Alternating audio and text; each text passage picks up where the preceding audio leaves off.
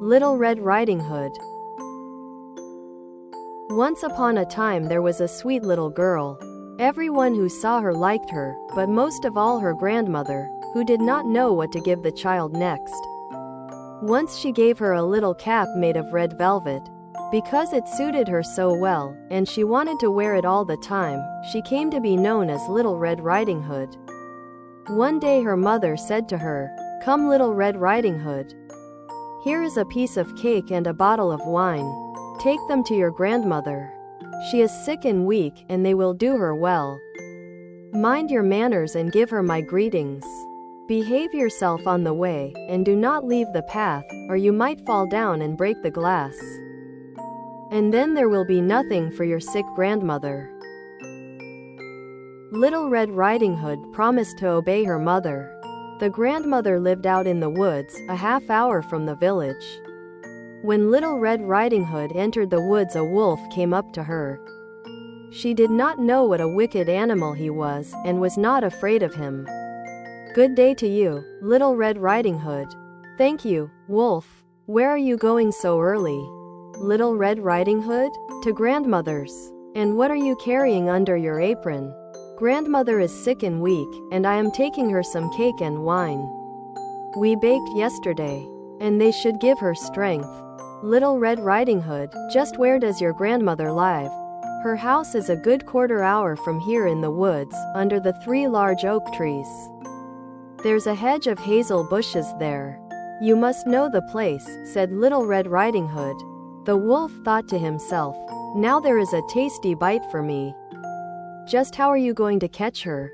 Then he said, "Listen, Little Red Riding Hood, haven't you seen the beautiful flowers that are blossoming in the woods? Why don't you go and take a look?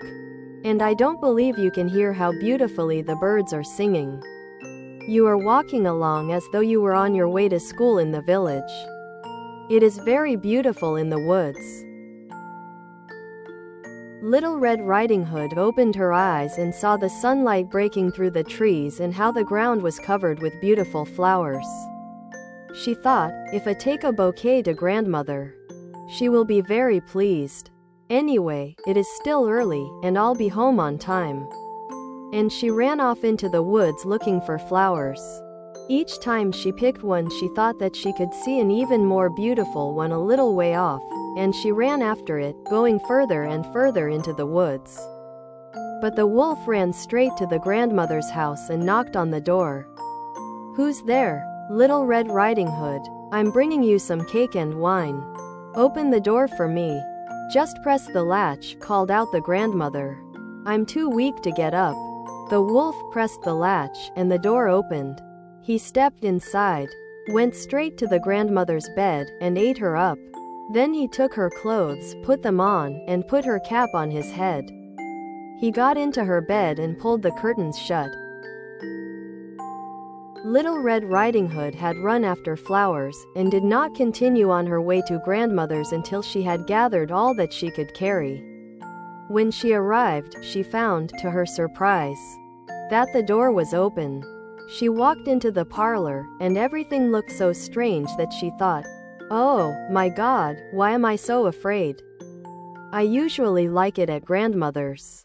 Then she went to the bed and pulled back the curtains. Grandmother was lying there with her cap pulled down over her face and looking very strange. "Oh, grandmother, what big ears you have. All the better to hear you with." "Oh, grandmother, what big eyes you have. All the better to see you with." "Oh, grandmother, what big hands you have. All the better to grab you with." "Oh, grandmother, what a horribly big mouth you have. All the better to eat you with." And with that he jumped out of bed, jumped on top of poor Little Red Riding Hood, and ate her up. As soon as the wolf had finished this tasty bite, he climbed back into bed, fell asleep, and began to snore very loudly. A huntsman was just passing by. He thought it strange that the old woman was snoring so loudly, so he decided to take a look. He stepped inside, and in the bed there lay the wolf that he had been hunting for such a long time. He has eaten the grandmother, but perhaps she still can be saved. "I won't shoot him," thought the huntsman. So he took a pair of scissors and cut open his belly. He had cut only a few strokes when he saw the red cap shining through.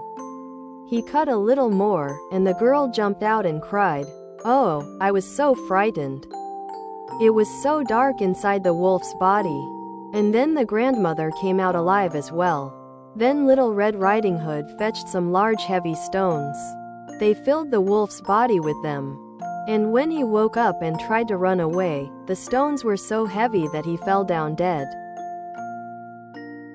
The three of them were happy. The huntsman took the wolf's pelt. The grandmother ate the cake and drank the wine that Little Red Riding Hood had brought. And Little Red Riding Hood thought to herself, "As long as I live, I will never leave the path and run off into the woods by myself if Mother tells me not to." They also tell how Little Red Riding Hood was taking some baked things to her grandmother another time, when another wolf spoke to her and wanted her to leave the path. But Little Red Riding Hood took care and went straight to grandmother's. She told her that she had seen the wolf, and that he had wished her a good day, but had stared at her in a wicked manner.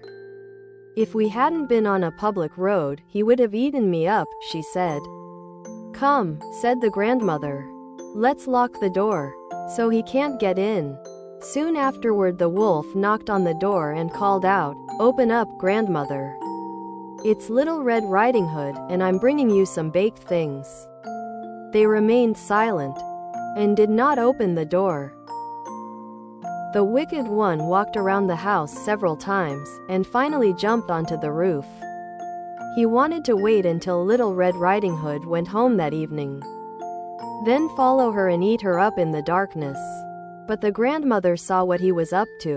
There was a large stone trough in front of the house. "Fetch a bucket, Little Red Riding Hood," she said. "Yesterday I cooked some sausage. Carry the water that I boiled them with to the trough." Little Red Riding Hood carried water until the large trough was clear full. The smell of sausage arose into the wolf's nose. He sniffed and looked down, stretching his neck so long that he could no longer hold himself, and he began to slide. He slid off the roof, fell into the trough, and drowned. And Little Red Riding Hood returned home happily and safely.